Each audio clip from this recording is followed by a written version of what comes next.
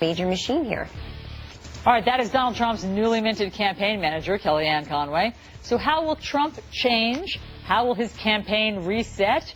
Joining us to talk about this is Angela Rye. She's our CNN political commentator and former executive director of the Congressional Black Caucus. Lonnie Chen, CNN political commentator and former Mitt Romney public policy director. And Kayleigh McEnany, CNN political commentator and Donald Trump supporter. Great to have all of you here. Angela, what do you think that this means? Is there a shift that we're about to see in Donald Trump's campaign and in the election going forward? So this is the third shift, right? And it's just August. And so I'm curious to know what exactly is going to be different. Of course, we heard never let Trump be Trump. We heard that he would pivot. We heard that he said he'd be so presidential he would be boring. And yet and still we still... That didn't happen. No, none the boring of part. That is very true. Never boring and still never Trump. But I think that the one thing that I think is really interesting is this pivot never quite really happened. And now you see the partial pivot. Let's go back to what he knows very well. I think the hard part is that is a primary strategy that does not grow the tent that they talk about needing to expand. So it's going to be really interesting to see. Lonnie, having been involved in Mitt Romney's campaign, what do you see here going on with Trump now? Well, I think the big question is about the advisors. It's always about the candidate. What can the candidate do? And if you heard Kellyanne this morning in her interview, that was like chicken soup for the Republican soul, talking about repealing Obamacare, regulations, taxation. Those are key and cornerstone Republican issues. And it gives the Republican so-called establishment some comfort that maybe this campaign is going to go to prosecuting the case against Hillary Clinton and make this an election about change. If that's the case, then I think people have greater comfort. But ultimately, the bigger issue is, can Donald Trump get there? Can he be the candidate that runs as the traditional Republican candidate? So far, he hasn't been. Part of the impetus, Kayleigh, for the shakeup is the poll numbers. So let's look at some of the recent poll numbers here that show Donald Trump's deficit at the moment. This was just released Tuesday. It's at Monmouth University, and it is Florida, obviously an important state. Clinton, 48%. Donald Trump, 39%. Gary Johnson, 6%. Jill Stein, 1%. So do you think that they can turn this around? Absolutely. There are a lot of Florida polls that show it a lot closer, somewhere within 4 or 5 points. But not only that, when you look at each of these state polls, you'll notice that in nearly every single one, both candidates are under 50%. What that says is there are a lot of undecided voters in this election. What that says is the debate moment is going to be a huge moment for Donald Trump to present his message and bring those 18% of undecided voters, or those who are willing to change their mind, into his fold. The executive vice president of the Trump Organization, Michael Cohen, had even... Sorry. What's so funny, everyone? Says who? What do you know I'm about to play for you Says all? who? The clip heard around the world.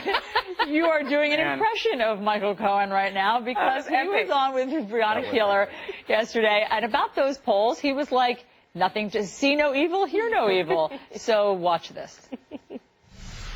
You say it's not a shakeup, but you guys are down, and it makes Says sense who? that there would...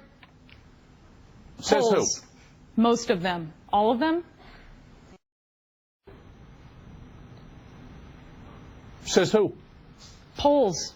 I just told you. I answered your question. Okay. Which polls? All of them. Okay. I know these guys are dying to talk about this. So, Kayleigh, let me go to you.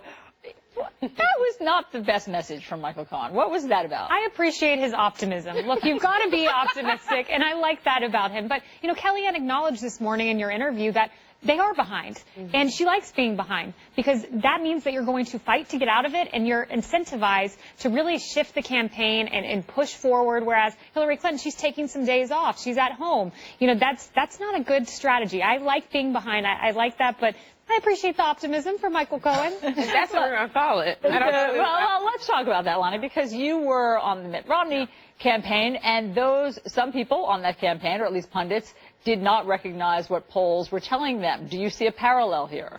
Well, you know, polling is tough, right? Because it's a snapshot in time. You're always tempted to read more into polls than are really there. I think the challenge, though, is when you don't acknowledge reality, people sort of look at it and they think, what is going on? Is there even a recognition that something is happening here? And obviously there has to be, right? They shook up the campaign. They changed the leadership. There's a recognition that things have to be different. So, I mean, that was an entertaining interview for us to watch. But I think the American people see that and they think, boy, these guys seem really out of touch. Michael Cohen did not get the memo, the reality memo.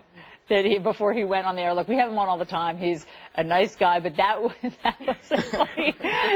an amusing moment because he just did not want to look at the numbers. Well, and I think that type of denial, to Lonnie's point, is very dangerous. I think the other part is you see Kellyanne today, and I tweeted after your interview with her, she is like a breath of fresh air. She's exactly what the campaign needs. The problem is the messaging that she's on, I don't think that her candidate can toe that messaging line. One and the same, Michael Cohen, is a true reflection of his candidate. Steve Bannon, a true reflection of his candidate.